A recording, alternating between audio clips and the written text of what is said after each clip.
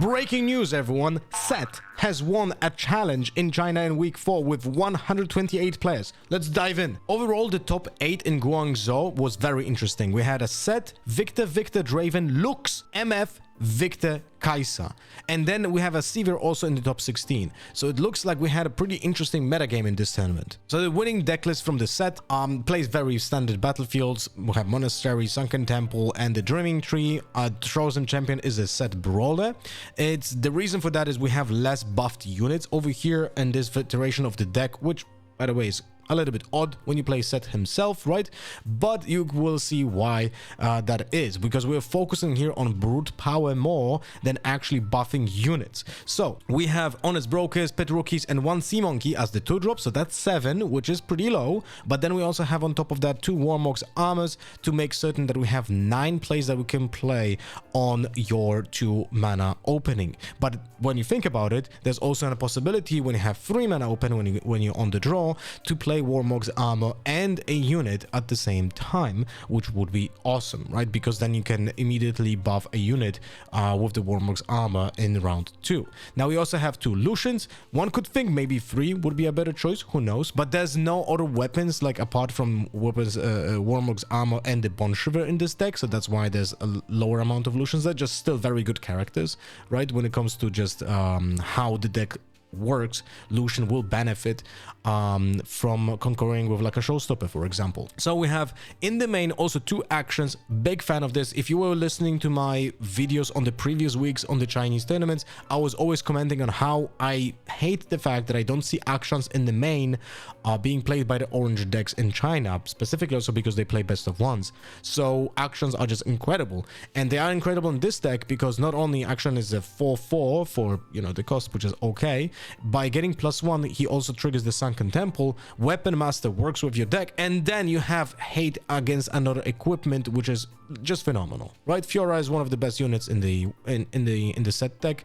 Then we have Ruin Runner, which is one of the better additions in the meta game against the purple color, and 1 Fey Dragon. And I've seen versions that were running a lot of Fey Dragons. I don't know how often do you get to 7 even with a Bond Shiver, so this is a very big question here, specifically when you play 3 punch first, right? 3 of them.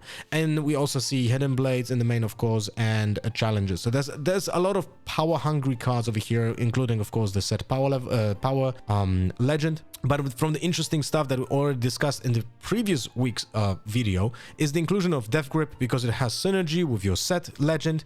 But the question is, how often will you gonna be able to use it on your own unit when you have a buff on? Because you want to use it when your unit will be resurrected by the boss, right? And now when you count it, we don't really have that many ways of buffing a unit. There's Pet Rookie, there's Sea Monkey, and there's Warmog Armor and 1 Fey Dragon. Fey Dragon is way too late, right, for it to most of the case matter. So obviously you're gonna also have Showstopper, but that's still like not that many options, and a lot of them are not that really on demand. With Arena Bar, I feel like you could have had many more options, right? So maybe 1 Arena Bar would be nice, but the thing is, it's such a slow card. Like 3 resources is big investment, so I'm not certain. Like I definitely would rather have Bond Shivers in my deck than a Arena Bar. But what even more like weird about this deck is that it won in a meta game when purple is just so prevalent, right? So the best of 3 when they played in the final, sideboard is pretty standard. Like there are no sabotagers in main, so that's kind of weird, right? But at the same time, you see that this deck is just trying to punch people in the face and not really think about anything else. So big congrats to this set. That is the first. I didn't think that we're gonna see a set winning a tournament at all. So this is gonna be quite an interesting thing to behold. Is this deck very, very good? I don't know. We'll have to test it out, but this seems to be nice. Like it's pretty consistent, that's for sure. And I would, maybe one thing I would consider, maybe Fey Dragon as a 3rd copy of Rune Runner. Who knows? But yeah, I have a deck from SETT myself, so I'm just gonna sleeve it up, proxy, and see how this works. This second place, Victor, is playing, you know, pretty standard Victor control deck with a lot of removal, but it has also the 3 Vanguard Armory, but only 2 Jaces and 1 Machine Evangel. And I'll be honest with you, when I tested out a little bit of the Victor deck, I thought to myself, you know what? Maybe we just cut completely the Jace. We just play 3 Vanguard Armory, but we just maybe just completely cut Jace. Because he is great when you can drop the Vanguard Armory, but there are some consistency issues because you don't really create that much gold early. If you would like to, you have to play Honest Broker, but do you always want to play Honest Broker in Victor? Probably not. So I'm not surprised that this version is a little bit tuned into this direction. And it's kind of, I feel like maybe when you already cut 1 Jace, maybe you should consider cutting even more. So this might be a direction for the future. Locations are pretty standard. Although Treasure Hoard only makes sense if you play Jace, right? But also, we'll see. Anyway, this is an interesting deck.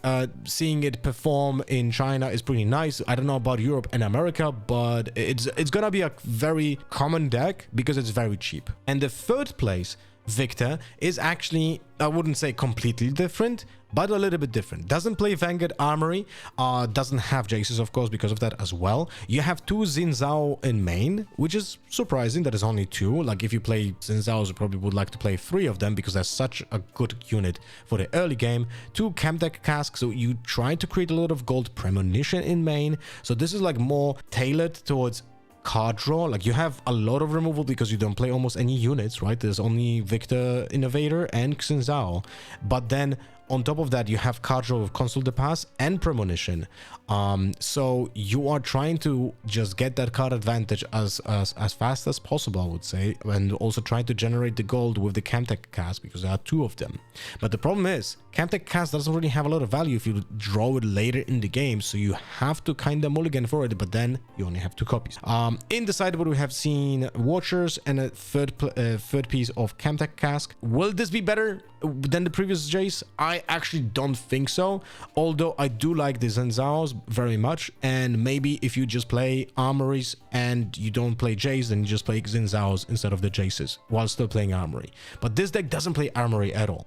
The top 4 is being closed out by a Draven that is, you know, like we have seen the Nocturne iterations of the Draven before. Then we have seen Bologna being won 2 days ago, that was on Saturday, by Gianluca, who played the version with Rasas, just like the Chinese versions once, but didn't play Nocturnes. And here we have another iteration of the same engine where this Chinese player decided to play 1 Beast Below. We also seen that in the past, but also a Mind Splitter, but without Rasas and without Nocturnes. So essentially he plays only Battering Rams and the Ezreals for the engine, right, and cuts down on almost everything else. It's a very interesting approach because it kind of like mixes up 2 completely different decks. It mixes up the normal Draven with the Kaisers and the Axes and normal stuff. You have Dariuses, but then you also have Seals of Discord, Less Rights, Cold Shots, stacked decks, but there are no scrap heaps.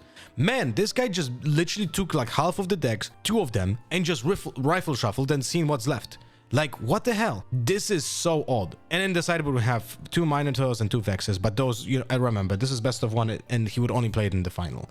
But this is very interesting. I don't think this is a good deck. It looks like super inconsistent, even though it will draw cards, but it's gonna be looking inconsistent when you consider like how the other versions of Dravens are playing out. Also 2 Ferrous Forerunner, man. Like, wow. This deck has everything and nothing at the same time. One of the few cool things though that you can do, if you play Seals and Darius, you can attack with him on 5 resources, which is kind of nuts. And of course with the Cold Shot as well, but man, that would cost you a lot of power. All right, and then in the top 8 we have the Lux deck. Now I'm not gonna lie to you, I have never played Lux myself. I played against some Luxes, but this one is like very odd. It has Alpine's Climb and Grand Plaza, so it seems like she will actually try to win by having 7 units on a battlefield, and then Violence Lair. Now this color combination is exactly like Victor's, but this doesn't look like a Victor deck. You know, like we have casters, Honest Brokers are not surprising, 1 Soaring Scout, 2 Sentries, 2 Card Shops, 2 times Pickpocket. I'm not certain what's going on over here. There's also 1 Zone Punk. Like, those are some answers to some gear, like, you know, in the main board, but it's like so odd. Like, why don't we just play salvage instead of this silly pickpockets, or just play card shops instead of the pickpockets and like get additional 2-drop like another soaring scout? I don't know. It's very odd how this deck is being built. We also have 1 Watcher, 3 Vanguard Armory, because you definitely need that for the Grand Plaza, Bellows Breath, and Imperial Decree, because that's the most powerful combo. When it comes to the blue-yellow combination, we have Call of the Week, of course, which is when all the standard stuff over here.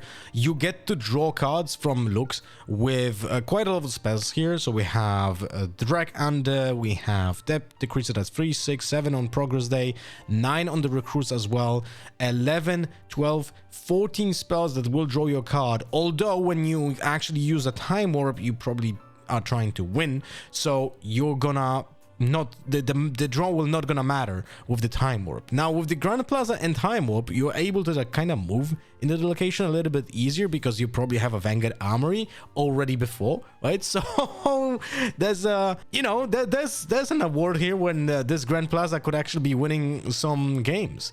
And then the sideboard is just weird stuff, you know. It's like we have a little bit of the anti-equipment, we have 2 rocket barrages, but I don't think, no, they're not gonna count as a 5-cost spell even when you pay the repeat, because those repeat costs are separate. So yeah, just wanted to show you this. I'm not an expert, I don't know if this is a good deck, but yeah, it kind of has to show it. So the misfortune from the top 8 is a Aurora version. We have pretty standard stuff over here: Mind Splitters, Predators, 1 Soul Gorger, 2 Volibers.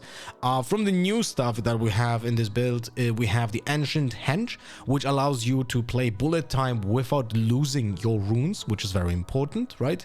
We also have the Last Rites that allows you to cycle your units from the trash. And other than that, not really many other surprises. Gusts, as always, stack deck, Fight of Lights, Rebukes, of course the ramp, and then we also have from the most surprising things, actually not that many. Anyway, MF Aurora, I don't think it's gonna go anywhere, even with, you know, the potential equipment hate. I think the equipment hate is a little bit hard to use right now, because there's not many cards that you would like to use in your main apart from Action, and that's orange color, right? So you're very limited. Fiora and SETT are gonna be playing them in the mains, but not other decks. And then maybe Kaisa will play Rocket Barrage, but in main you're not gonna have a lot of people playing any equipment hate, most likely. Maybe Detonate in red, but I didn't see it so far.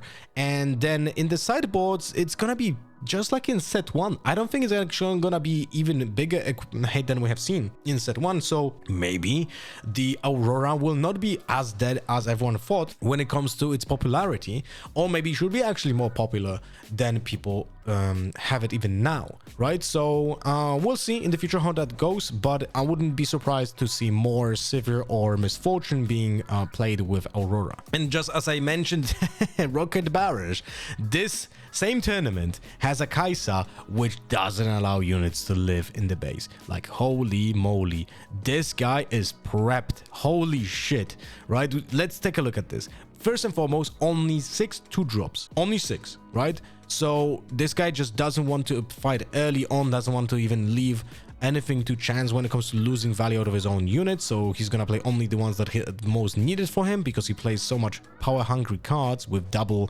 like cost. He plays the Plundering Poros, then he has card draw, Lecturing Yordles in the main. We have 2 Kaisas actually, okay, 2 Dariuses. Now this could be discussed, maybe the Kaisa should be a 3rd Darius or a 2nd Bryn here, who the hell knows. We have 3 Retreats, this is standard stuff, 3 Falling Star, additional Piercing Light. We have then 3 Void Seekers, 3 Rocket Barrages in main, right? But on top of that, we have 2 Thermal Beams in main. This is probably overkill. When you play 3 Rocket Barrages, this could be another, like, maybe additional Piercing Light, and maybe even, I don't know, any other unit or something. So I think, like, this is an overkill. But then we also have 3 Singularities and 2 Icathian Rain. Holy moly, this guy has a lot of projectiles, right? So maybe this Thermal Beam could be something else. I feel like because you have access to so much flexible gear hate already with with the 3 rocket barrages, you have more flexibility in deck building as well. Now, Void Gate as well is being played in the battlefields, which makes sense. Vileman's Lair to keep the units on battlefield. That's a good combination with the Piercing Light, right? Because then it allows you to have a target for the Piercing Light, because that not always happens, because sometimes you will have to target your own unit to be able to hit something else in the base, because without a target, you're not going to be able to target to use Piercing Light. But at the same time, you can target a unit with 1 HP twice with Piercing Light if you use the repeat, just so you know. And yeah, it's an interesting Kai'Sa deck. I'm actually pretty big fan of this type of deck, and would love to see maybe more iterations of this, because this definitely can be min-maxed, but this is a pretty cool. Now we're gonna jump to Hefei City Challenge that was won by a Draven, and in the top 8 we don't really have a lot of variety. There's Dravens and 2 Kai'Sas and 3 Kai'Sas and a Sevier. So let's see what's happening here. But in the top 4 we have the Draven, the Nocturne Draven that I was talking about a week ago, and this iteration is a little bit even more skewed towards aggression, because we have Nexus Hopefuls alongside the Nocturnes, so you can get some ridiculous 10-1s. Like, you can even play, you go second, you have 3 resources, you can play a stack deck into a Nocturne, into Noxus Hopeful, for example, right? You could in general have some really ridiculous openers with this deck. So yeah, this is very aggressive. It is inconsistent, I would say, right? But if you hit it big, like, you can just win a tournament with that deck like this. Now, I prefer the version that was being played by Gianluca and Bologna in the same weekend, with the Razas and the Shovel, and like, it has so much more late game plan, but this deck is definitely easier to pilot. Like, it's more out of your decision making as well, because of its the RNG engine built in, but while the Rasa build is more consistent but also more demanding to pilot. In the top 8 we had that one Sevier, which I find very interesting. It's different than what I was anticipating before clicking into it, because it does have the engine, the purple engine. We have the Ezreals, we have the Merchants, we have the Scrap Heap, although it's only one. There's also a Fizz in it. And overall, you see all of the same stuff, right? There's also less rights, but it's in 2 copies. The Cult Shots, of course, and no stack decks, which is very curious, right? But then the deck revolves around Vexes. Vexes are here to bring in value. Like, you have so much potential with it. Like, there's the reason for the switcheroos, because from hand they just become 1 energy, 1 power, which is ridiculous, right? Ride the Wind is for 1 energy, no power cost. So Vex can single-handedly win games by jumping between the battlefields, right? So that's the angle that you're trying to achieve here with this deck. You're like a more surprise attack type of deck, rather than play a lot of power might units and try to win it this way. So another weird direction of a deck that we already have seen in the past. I really like that the purple color allows you to do weird stuff like this, but at the same time the power level of purple seems to be really head and shoulders above everyone else. So we'll see how that goes into the future. Wuxi City Challenge was being won by a Draven, but the spiciness is 56%. I think I know what I'm looking at. We have a Draven, Annie, Draven, Azir, Irelia, and a Draven. And the winning Draven is another iteration of the last week's decks that we have seen. So this is another Nocturne, Battering Ram, Raza type of deck with the last rights again, right? But it has also switcheroos in the main. There are blood rushes here. It's still like very, very aggressive because of the Nocturnes, right? It's skewed in that direction. And there's also one copy of Noxus Hopeful. In the sideboard we have more Razas. Remember, best of 1. This sideboard only comes in the finals, right? And it had come in the finals because he was playing in the finals. We have also a Beast Below and other tricks in the books here, Rebuke and Ride the Wind. But this deck is pretty cool. I don't know if I like it more than the non-Nocturne deck. I think I don't. I feel like the non-Nocturne deck is just more consistent and more skillful to pilot, so you can be more skill expressive. But overall, the purple engine here is just nuts. The value, we have seen this now. This is the second, I would say 2.5 week when this Nocturne, Seal of Discord, Last Rides, Raza, Battering Ram engine is just taking over taking over China, and this is not this. I think this is the 4th tournament that it's been won, but by a deck of this type. On the 2nd place, we have another iteration of a Victor deck. This one is a combo. It is a control deck, right? Just like you expect, but it also has a lot of auto tools. There are some new cards that we didn't see before in any other Victor, like the Blue Kaiser, and also the Sand Shifter, which allows you to kill a unit with 3 or less might, and it's very cost efficient because it's 5 energy with 6 might and 2 power cost, right? I'm actually a big fan of Sand Shifter, and I gave it a very big I think 5 stars or 4 stars, I can't remember exactly, but I give it a lot of stars in my yellow review because I think it's a good card for tempo decks like this, right? So even though it's control deck, it does play off its own tempo because you create so many units.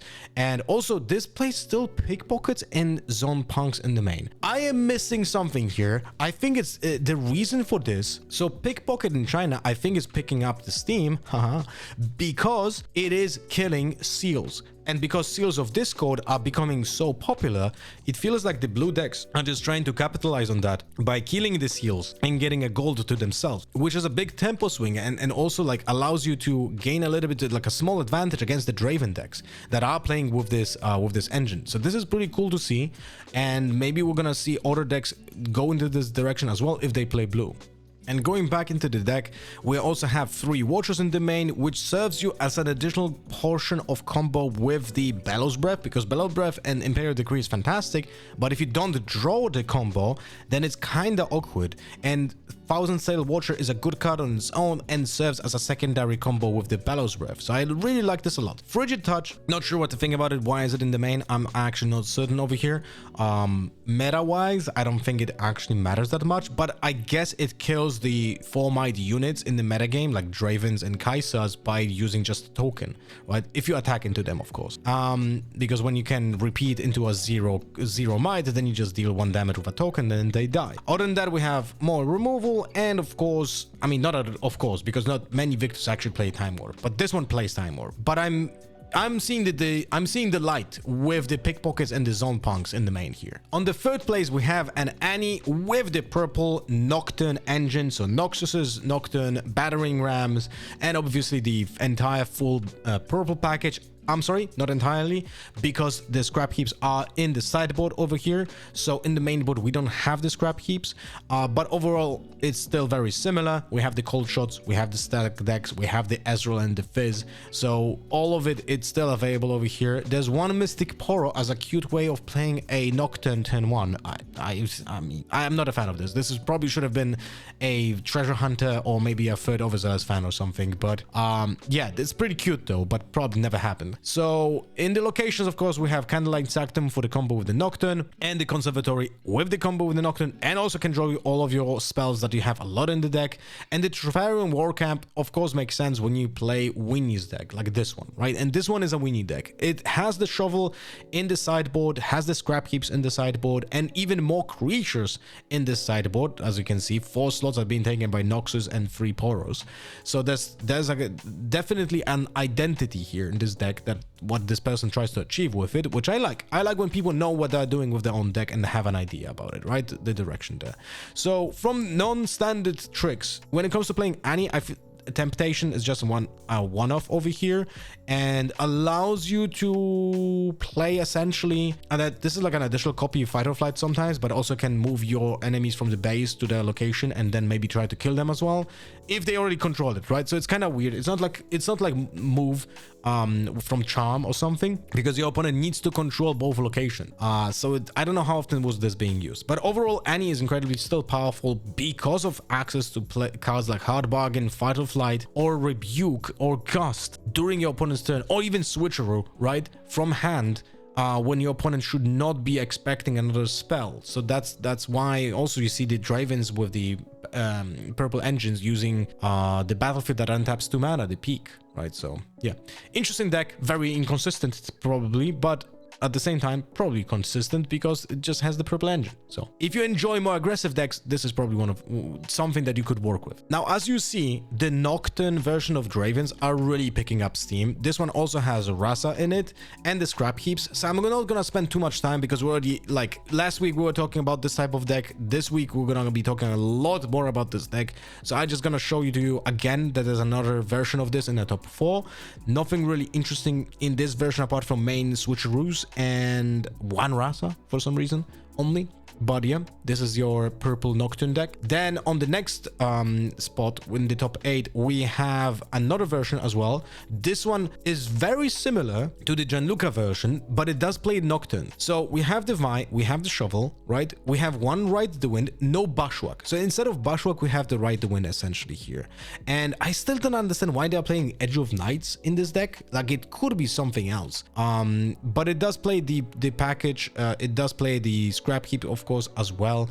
And this is definitely an oppressive deck, maybe even more oppressive than the version being played by Gianluca, because it has access to Nocturnes as well, but there's only one Rasa as well. So it's like, it's so weird. I will tell you this though, playing those decks is really complicated, and to be certain which versions will be better in specific metagames, it's also hard to say without like spending a lot of time on playing every single version of this deck. In the top 8, we also have an Azir deck. Not really very surprising. We have seen very similar builds like this already. From the differences, it plays one charm, and also it plays the Death Grips. And I explained it before. Death Grip in a Azir deck serves as a double might essentially on your equipment, because you play a unit, you play a new weapon master Sand Soldier, you equip a weapon or anything else to it, it gets the bonus might, then you Death Grip it, and then another Sand Soldier can it re-equip the same equipment but gets the bonus from the equipment for the first equip. So essentially for free you're getting like +6 from one BF sword, which is pretty big swing. So Death Grip is pretty cool in two type of decks, and that's SETT and Azir, because they can be efficient users of this card. So, and also if you have played Soraka, for example, I'm still waiting for a deck that plays Soraka and Death Grips, but we'll see on that. Then we also have one copy of Blade of the Ruined King, and I'll be honest with you, I'm not certain why are we seeing this. I can see some applications, like for example, you essentially can for free destroy a unit that has some equipment use and then transfer that equipment again, because otherwise you would not be able to do that unless you have Weapon Master, of course, right? But maybe that's one of the reasons. Maybe I'm missing something else, but yeah. A Blade of Ruined King just gets +4, but it's pretty expensive to use. From the interesting things though is that this version of Azir doesn't play at all the yellow Azir that allows you to move your tokens essentially, right, between like battlefields, so you can more easily conquer 2 battlefields in the same turn, but plays instead the green Azir and no other ones in the main. So that's interesting. Also, to decrease main, it allows your Sand Soldiers to just defeat anything, which is kind of cool. But again, at the same time, how often do we need this when we have, in theory, Sand Soldiers that can have a lot of might? In the top 8, we also can find an Irelia, but this is standard VIP El Presidente type of deck. There's not a lot of other units than just the Irelia and the Draven. There's Head, of course, because you need the card draw, and there's some gear hate in form of the Adaptatron. But other than that, it's all spells and equipment, so nothing interesting to look at here. We're jumping into Shen Yang, which was won by a Draven, but it seems like another Nocturne deck, or probably another Annie, Kaisa Draven, Misfortune, a Fiora, and a Victor. So the winner is playing the Nocturne version, so nothing surprising here. We have the Scrap Heaps and the entire purple combo wombo type of deck with the less rides, but we have Nocturnes instead of Razas, but we can find also the Noxus Hopefuls and the Battering Ram. So yeah, a little bit bigger casino Draven over here, plays Spinning Axes in the side and nothing in the main when it comes to equipment. At least no cape over here, so that's something. In the second place, we have a more classical Annie, which is very surprising, not gonna lie. Zone Warrens, Treasure Hoard, and Arena's Greatest. You will see in the main there are no Vice in this deck, even though we play to Ride the Wind, so that's kind of interesting. But other than that, we see pretty standard stuff. So we have a lot of 2-drops, Ezreal for the card draw of the Scrap Heaps, Draven's Kaisers, we have Darius and Brynn here to top it off on the end game, and then from the tricks we do have Longsword and the Edge of Night, which I'm a little bit interested to see why this deck plays so many one-offs and doesn't play even a one-off of Vi, because it's still such a powerful finisher. But maybe because opponent thought that there's too much purple that would counter the Vi, maybe. But still, threatening it with one copy probably is not a bad idea. But overall, this type of aggressive purple deck is a more classical approach, and it's less explosive than the builds with Nocturnes and so on, but probably way more consistent, because you gained a lot of potential card draw as well with the Ezreal to just build up your card advantage, which like in the set 1 Annie was way more one-dimensional than this one, I would say. In the top 8, we're gonna also find a Misfortune Aurora deck, but this one is a little bit more surprising because it doesn't play the Henge and the bullet time, so it's more standard, more classical in this way. So it just tries to overwhelm you with creatures without that nasty combo. And you know, I definitely see the appeal in playing the combo, but how consistent that will be, it's kind of hard to pull off with a deck that doesn't really have that much of a card draw built in, right? So even though it plays purple. So this one just plays Man Splitters, Predators, of course it plays Shovels, there are 2 Volibears, but it's a full Aurora deck, 3 Sabotages in main to make sure that you're not, you cannot get your Aurora destroyed before you play it, right? So there's a little bit more prep over here.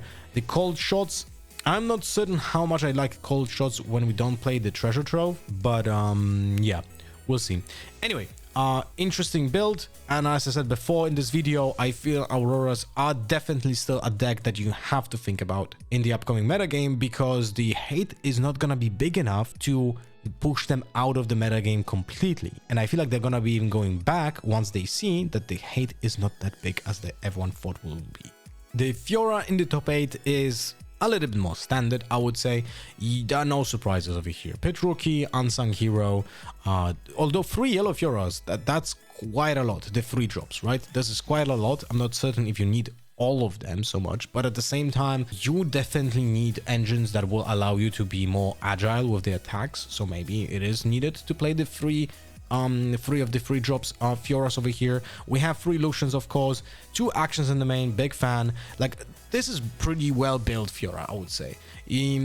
There are also 3 riposts in main, which I could see being a 2-off, but I think 3-off in the current meta game with the purple color being so prevalent is just important to make sure that you don't get hit by a rebuke in the worst possible timing. You know, the one thing that I'm just questioning are the death grips. I understand that it's a cantrip, but it's probably the only purpose of this is like to double dip on your equipment as well.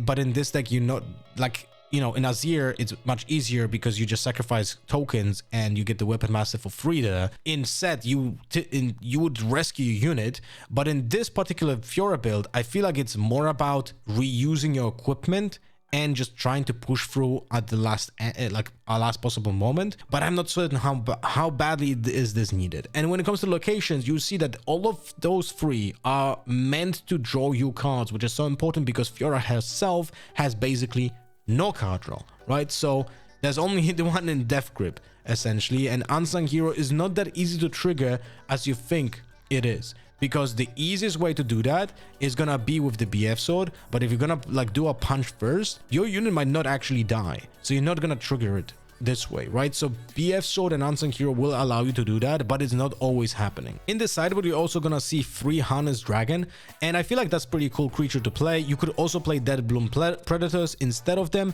because Fiora's entire shtick is that you're gonna ramp up, right? So you don't sacrifice your power to equipping your weapons and like playing your more powerful creatures. But when you look at it, the creatures, they don't really have a power cost typically, right? So it's more about the equipment itself. So what's the payoff if you're gonna be high on the energy, but you're not gonna have enough cards to play them, right? So I've seen Fioras play Delbun Predators in main, Harness Dragons in main. This one has it in the sideboard.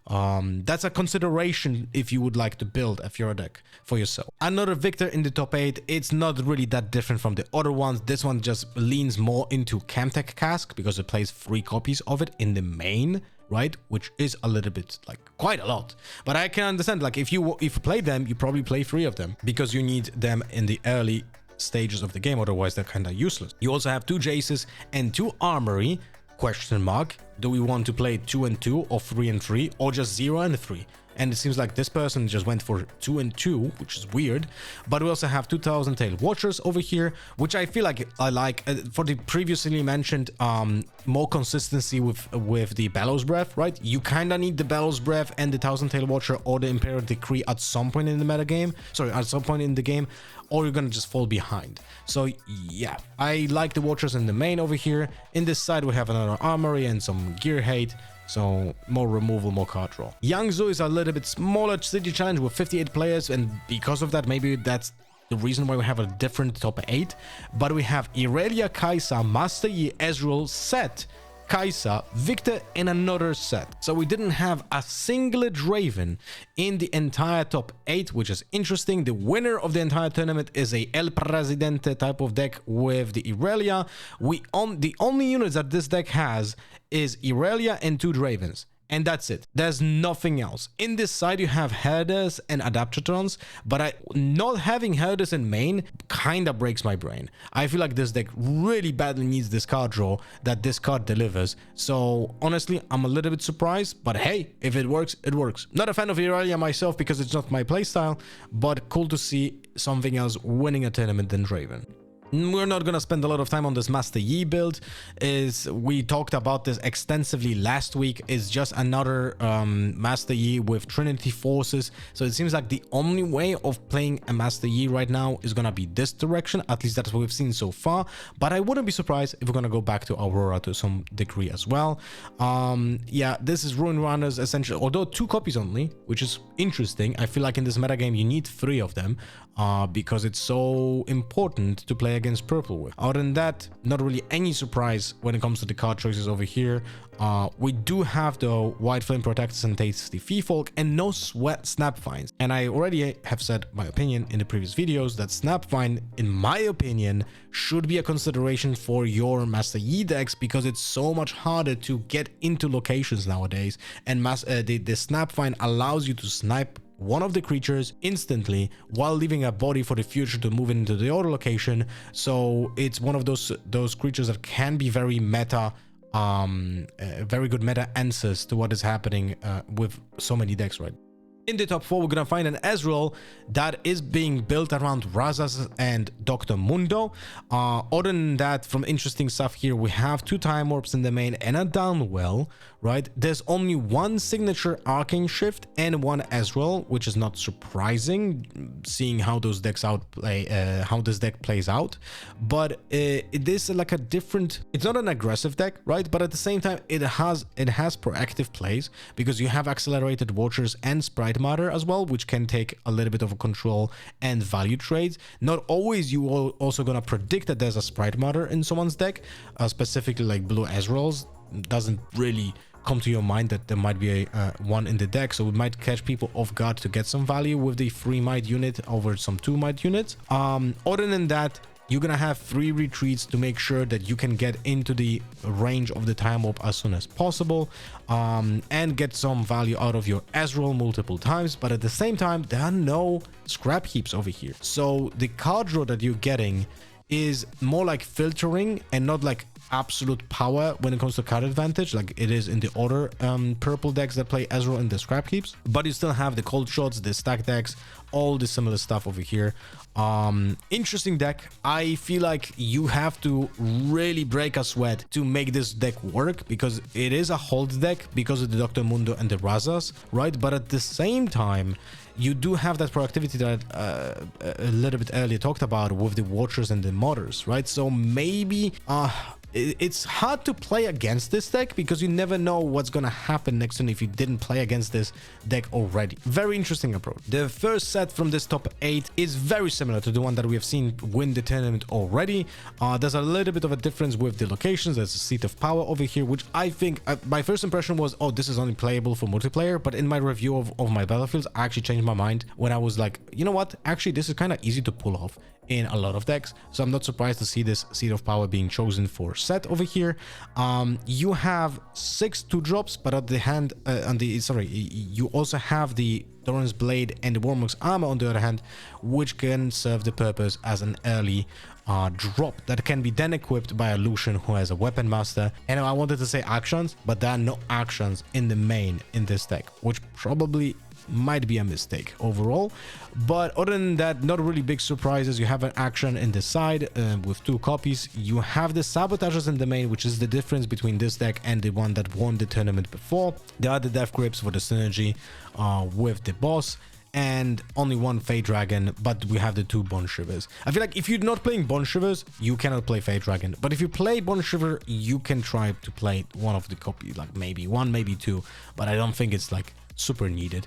With 1 copy, you're not gonna see them often anyway. Another victor in the top 8. This one is just a little bit different. Plays 3 rarely the troops in the main, but doesn't play any of the units that generate troops. Plays Renata Glask in the main to ready your tokens that you play from the armory or from your unit, right, from your legend, and 2 Jaces. Now, I'm really not sure what to think about this. Like, I feel like if you want to play rally the troops, you should probably opt into more units that will benefit from it, right? Otherwise, you just basically wait till you drop your Vanguard Armory if you really want to have value out of this card. Otherwise, like, although, to be fair, paying 2 to get a card draw and buff even 1 card is not a terrible deal, but it definitely doesn't feel great. But once you do it on 2 units, you feel like, oh, this card actually has a lot of value, because spending 2 energy on 2 buffs, that's essentially almost like another unit for a 2 energy, because it gets it on raid value, but they also cantrip, right? So I feel like Rally the Troop is one of those cards that will gonna get a lot more play in the future metagame, but I feel like this is not the version of the Victor that will take the full advantage of it, even though it has the Vanguard Armory. But I'm slowly really turning my gears in the head when Jace is just cut out of the deck. But so is Renata. Not a fan. And the last spot in the top 8 is taken by another set that is literally the same deck.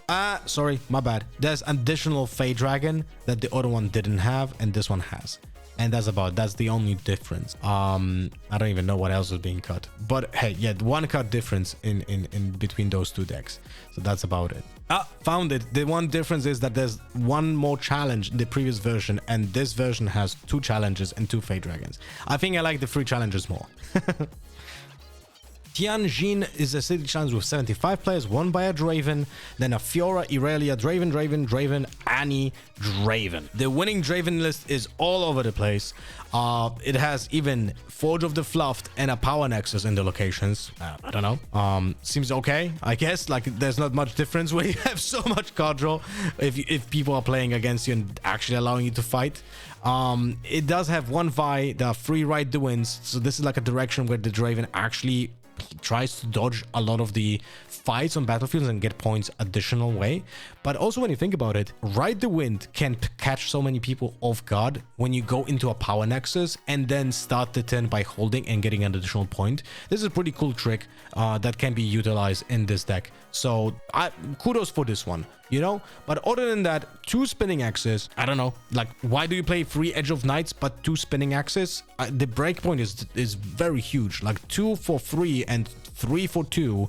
Huge difference, right? I understand it can be hidden, but it's still like you are not gonna play it on hidden as early as you should, while spinning axe allows you to just win the early fights and just break those fights so much. So I'm not sure what to think about this one, but yeah, another Draven. So the Fiora from the 2nd place is a little bit more spicy, has the same locations as always because you need the card draw, but plays only 1 Fiora Worthy as your chosen champion. Has the normal drops, but there's only 5 of them because you also play a lot of weapons over here and Warmock Armor on top of it. not sure what to think about like this build here with 3 Doran's Blade and 2 Warmog's armor. There's the payoff with the Harness Dragon, 1 copy, 2 Brawlers. There's 1 Spectral Matron, and I am assuming like it cannot be bad when you can play like Spectral Matron into a Pit Rookie, for example, that allows you to essentially buff your Matron instantly and trigger Fiora. So that's an option. Shen becomes mighty when defending and triggers Fiora as well, which is a cool trick. I like that. Actions in the main, big thumbs up by me, but you guys know that already. And only 2 Fioras victorious. Now this is just crazy. Now this should be always a free of. This creature is insane in this deck, right? So other than that, very similar order choices. There's 1 salvage in the main and only 2 repost. Now I understand why, because not always you want to have so many copies as a free of, but at the same time, when there's purple in the metagame so often being played, I feel like you have to take 3 of them. I would rather have a 3rd repost than 1 salvage in the main. At least I think so. The only other interesting deck in the top 8 is an Annie deck. That is a more standard one, right? It's more like a set 1 Annie. It has the Vi and Ride the Wind possible combo with 3 copies of Ride the Wind, but it does pack the Ezreal's Fizzes, Scrap Keys, of course, to get more consistency going when it comes to the amount of card draw that you can have, with combining that with Cold Shot as well. So look, if you're gonna play a purple, like, you're probably not moving from your house without Ezreal's. This card is gonna be so expensive. Holy shit, it's gonna be like an 80 euro card or something. Levels of Kai'Sa, even if not more, because it's just gonna be newer, right? So we'll see, depending on how many cards will be available. But it's gonna be incredibly expensive. And I feel like an alt art version of this Ezreal is gonna be so much more in demand than the Kai'Sa because it just looks cooler. But yeah, that's my opinion. Now we're going to talk about Huzhou, I think. City Challenge, 64 players. Winner is an Irelia. We have a Draven, Fiora, Kai'Sa, Irelia, Draven, and Victor, and an Irelia. The Irelia from the first place seems to be a little bit more what I like seeing in Irelia builds. So we have Treasure Hunters, we have the Herders, there are also Titaners in it, and we also have, on top of that, the 2 big Dravens, but only 1 Irelia. So you're gonna have to be really certain when you play her that she's not gonna die. Other than that, we'll have Guardian Angels, not Zonya, because the build has some smaller creatures, although I've seen people do that.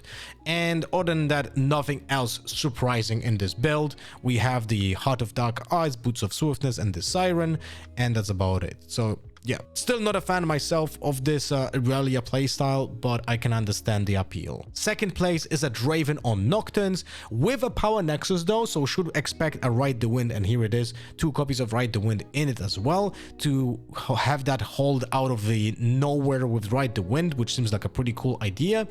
Other than that, we have 1 Teemo, so that's the spice here. 1 Teemo, don't ask me if it's important, I don't think it is, but there's 1 Braza. It's so surprising to just see just 1 random copy of a Raza. It just fits, right? So maybe we should play more of them. I don't know.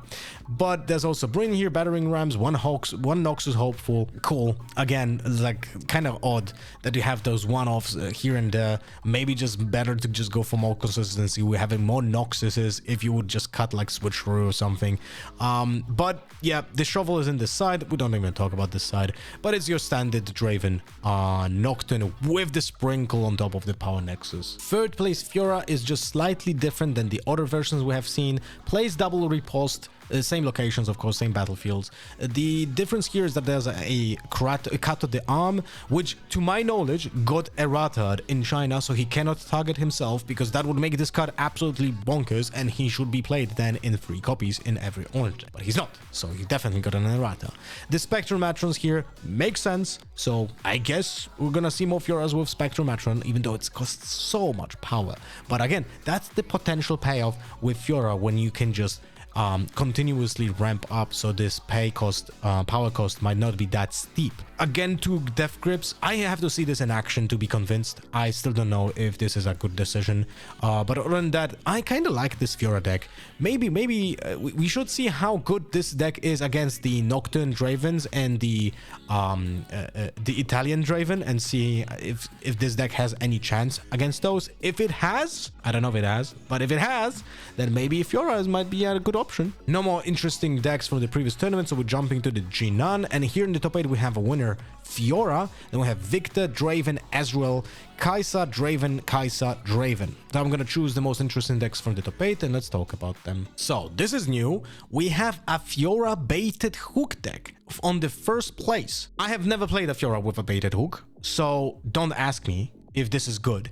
Now, is it good? Let's think about it. Different locations, because we have Trifarian War Camp to become mighty, right? To ramp up. Zone Warrens for just a little bit more of a card draw. And Sunken Temple for the mighty synergy over here. We have, of course, Matron because baited hook, right? But Matron was playable in Fiora's Whip Sim before, even without it. Okay. I mean, this is interesting. The upside of playing Fiora baited hook is the fact that you're gonna have more mana. Like, you're not gonna lose so much power as, like, for example, a Darius deck, right? So that's an upside. But I'll be honest with you, what is the payoff here? How many, like, units are actually so playable from baited hook that it makes sense to play this baited hook deck? And the answer here is Harness Dragon, right? That's the biggest. That is the biggest. But you need to be mighty to pull him out, right? So you have to... Do we have Warmorg's armor here? No, we don't. So we do have, of course, BF swords, but that's about it. That's the only equipment that we have. We play Rally the Troops in one copy, 2 Call the Glories, but then we don't really have a lot of other cards that are buffing cards. Oh my god, I'm a little bit flustered over here. This is really intriguing because it's not very obvious for me why are we playing baited hook in this deck and why did it win. But hey, it won a best of 1 event and also won a best of 3 against the second place, and the second place was what? Was a Victor deck. Damn, color me surprised. I am actually really caught off guard over here. This doesn't look like a deck that should work that well to win a tournament, but yet it won it. Maybe the player was giga lucky and also played well, and the combination of those two factors will allow you to win a tournament. But holy crap. Am I missing something obvious? Let me know in the comments, because maybe I am.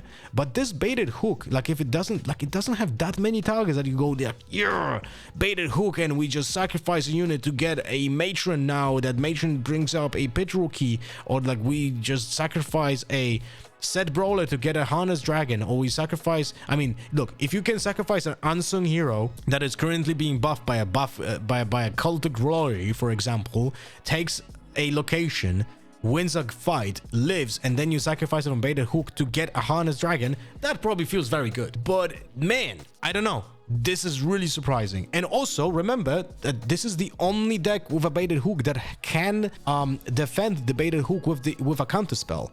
Because the Scholar competition doesn't have counter spells apart from Riposte, but Riposte doesn't say you have to cancel a spell that targets your unit. It can be any spell. You just have to have a unit to target it with when it gets the buff, but that's about it. So not playing 3 copies of Riposte also seems a little bit weird, but this is really intriguing. The second place Victor is what you expect, but also always has something odd. This one plays 3 Jaces, 3 Armories, and 3 Chemtech Cask, so it goes really full in on that early combo. Like, really, they try to get that. You know, it's not like a side quest, it's a main quest. They are trying to get that Jace combo as early as possible. There's also 1 Garbage Grabber, I don't know, just additional gear that you can play on turn 1 to play then Jace, I guess, right? And we have 2 Siphon Power in a deck that plays so much removal and then just tries to push Siphon Power as a finisher, I guess, when you have a lot of units yourself. Very odd choice. I really don't like this because it's useless unless you have Vanguard Armory, at least in most cases, right? So yeah, that's a little bit odd. The removals, there's just not that much removal. It does rely on the Imperial Decree in Bellows Breath, as I think so, because there are 3 singularities, but when it comes to hard casting like removal, you don't have any Drug Enders, you don't have any other hard removal. You have Hidden Blades, but that, of course, that we know that is gonna be here, and there's 1 Face Breaker, and it's, well, instead of a Stupefy. It's an odd build, that's for sure. And the Veiled Temple makes sense when you can untap some of the gears, right? You can play the Armory and untap the Armory, untap Garbage Grabber that ever comes into play. From the entire top 8, the only other interesting deck was a Draven Nocturne, but we already seen so many copies. And then this Ezreal, which is a little bit weird. So it does play the purple package, full 3 Ezreals, and as all the early creatures, but plus Plundering Poro, but it not that many copies. Like you have 3, 5, 8 copies here of 2 drops, but a lot of them are utility, like Tide Turner and Overzealous Fan. So only 4 of them are like, oh, we get a lot of value when dropping early, right?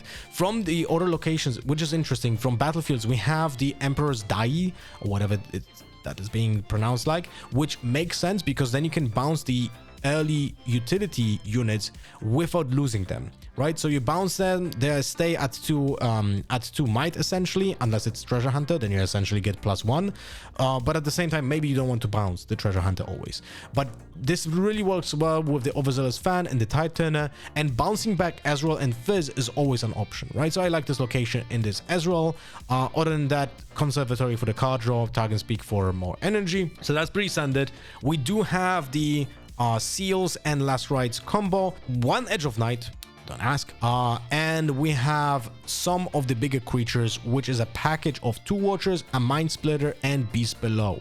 Beast Below is also great when you can, like, you can only play it when you have a unit on your board, right? So you are a little bit limited when it comes to the option, but bouncing one of those utility creatures again might be interesting, right? You can combo that with like a Tide Turner, you can combo that with for example, the Overzealous Fan to change its position. Like, there's a lot of stuff that you can do here, and the tempo players, of course, is that you bounce something big on the opposing side.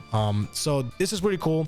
Then remember that once you do that, actually there's an interesting interaction here that I'm not certain it works. If you Arcane Shift Beast Below, can you replay it if there's no other unit on your side of the board? Holy crap, that is a big question. I actually don't know. I will have to find out. This is very interesting. But you know, my Arcane Shifting a Mind Splitter or a Tiles and Tail Watcher is pretty brutal, so that's one of the win conditions as well to seal the game down. Now, and other than that, you have some single one-off spells over here, just because you have the access of the toolbox Fizz, right? But there's also only one Fizz, so who knows. Interesting deck for sure. Now we're going to talk about Xi'an City Challenge with 77 players. We have a winner, Master Yi. Second place, Sivir. Then we have Draven, then Kai'Sa, Draven, and Kai'Sa.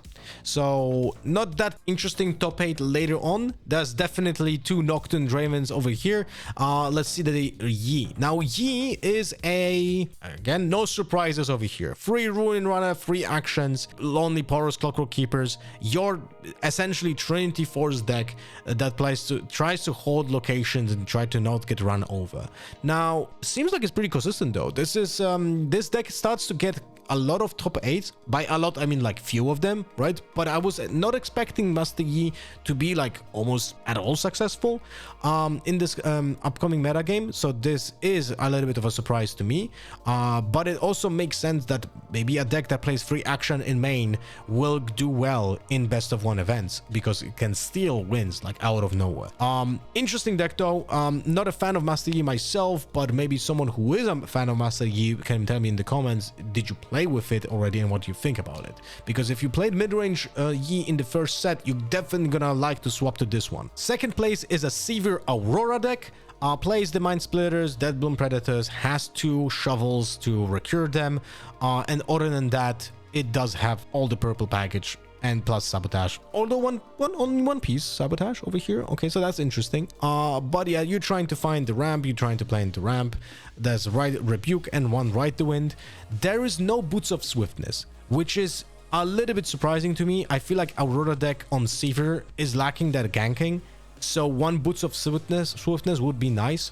It's just another question what to cut for it, but maybe just the Ride the Wind, you know, like maybe that. Another Aurora deck in a top 8 in this week. And I'm not gonna hop on it too much, but again, 2 more Dravens that are Nocturne builds with some 1 Raza in it, which we already talked about a lot. So the last tournament for this week is in Wuhan, 115 players, won by a Draven, then Kai'Sa, Draven, Ornn, first one this week, Draven, Irelia, Ornn, and second one this week. Look at that. All right, so winning Draven, very standard Nocturne, so I'm not really surprised over here, like, but it does. Oh wait, no, that's Obelisk of Power.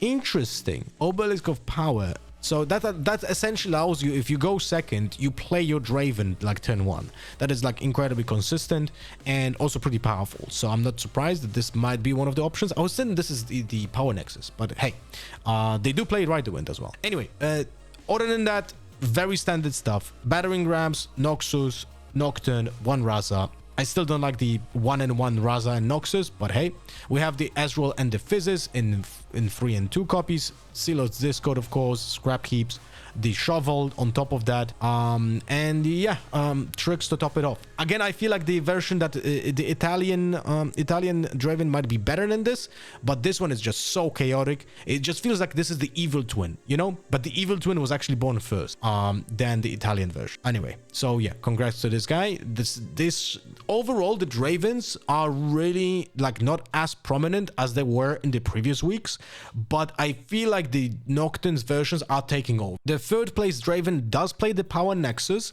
but without Ride the Wind. So I'm not sure what's happening here. Like this one is just like a combination of both strategies. It has 3 Nocturnes, 3 Noxus Hopefuls, 3 Battering Rams, so very, very aggressive, but plays the Power Nexus without Ride the Wind for that surprise Power Nexus hold, so that's a little bit questionable. But even without it, I feel like Power Nexus for aggressive decks like this is pretty decent, because your opponents will never have the time to get to that point when this matters. So this location is only like for you, and it gives you an additional win condition, specifically also when you go first, right? And you try to play on uneven numbers, for example.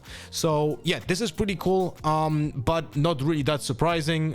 It does have all the tricks in the books, even a switcher in the main, and absolutely no sideboard, and also no Raza in this deck at all. We're gonna finish the top 8s with the 2 Orns that we have here in Wuhan. This version is playing the Tiana Crown Guard prison version, essentially. That's what it is. And you're gonna have everything trying to make sure that she doesn't die when you lock in the location. There's only 1 Ornn in this deck, and there's an Azir to move him around, but you have all 3 copies of the signatures. Wait, do we? No, there's actually only 2 signatures. There's no hat over here, and we have this Felsonga to make sure that your units are just getting beefy, and also having a lot of deflect in the form of the Ornn, right? But also Tiana Krongard has a deflect built in as well, right? So you can defend her a little bit easier against spells. But this deck, I don't know, bro, like this feels like it completely loses, like instantly loses to a Victor deck. Maybe I'm wrong. I didn't play this version with the Tiana Crown Guard of the Ornn, and it seems like there's so many things that you have to practice against this to make sure that you don't lose just outright. But it looks fun. It looks fun. I cannot deny this. This is a very different win condition than most of the decks that you play with or against. And the other Ornn from this top 8 is playing a version without the Tiana Crown Guard, and this one is full on with the Ornns. There are no other units, there are only Ornns. You have full set of seals, 6 of them, right? And you have Hextech Anomaly. And this Hextech Anomaly will be able you to convert, so like those seals will be able to convert it into energy. Now, how much that matters? Don't ask me. I would have to play it to actually know. But there's 1 copy of Time Warp, so it's easier to play the Time Warp. You can actually play it without having 10 mana, 10 energy. That can be pretty cool. Not gonna lie, having access to a Time Warp that you can play when you have like 7 energy and you like tap 3 seals, it sounds like a cool idea. So when it comes to the signatures, there's only the Shurelias, which allows you to gank, right, and also untap. You have a lot of card draw, 3 premonitions, and 3 Consult the Past, like as your main draw engine. You have also energy conduits to build in even more energy alongside the Hextech Anomaly. I like this one. This one looks pretty cool. I don't know how consistent this deck is, but they got to top 8.